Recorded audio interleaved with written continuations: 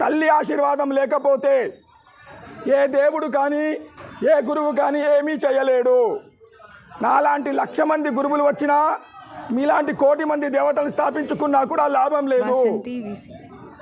మనందరికీ మొట్టమొదటి కావాల్సింది, ఏ తల్లి అయితే నిన్ను 9 నెలలు కడుపులో మోసిందో, ఏ తండ్రి వీర్యంలో నుంచి నిన్ను లోపలికి తీసుకున్నదో, ఏ తల్లి అయితే తండ్రి వీర్యంలో నుంచి నిన్ను లోపలికి తీసుకున్నదో, 9 నెలలు కడుపులో మోసిందో, 1,00,000 సార్లు ఏ తల్లి అయితే మలమూత్రాల నుంచి తీసిందో, ఏ తల్లి అయితే నేను 1,00,000 సార్లు ఎరుగుతే ఉచ్చబోస్తే వామిటింగ్ చేస్తే తీసింది, ఆ 1,00,000 సార్లు ఏ తల్లి అయితే రక్తాన్ని కూడా పాలు చేసి తాపిందో, ఆ తల్లి ఆశీర్వాదం లేకపోతే ఈ ప్రపంచంలో మనము బతికి కూడా జీవించి కూడా లాభం లేదు.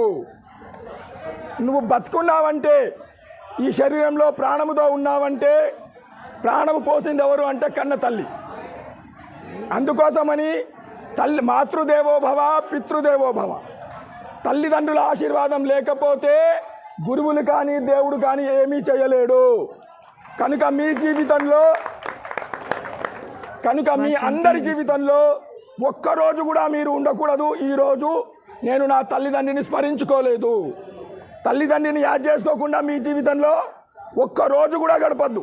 మీకు అధికారం లేదు, హక్కు లేదు. బతికే అధికారం ఎవరిచ్చారు అంటే అమ్మా నాన్న. మీరు బతుకుతున్నారంటే అమ్మా నాన్నను స్మరించుకుంటేనే మీరు బతికే అధికారం ఉన్నది.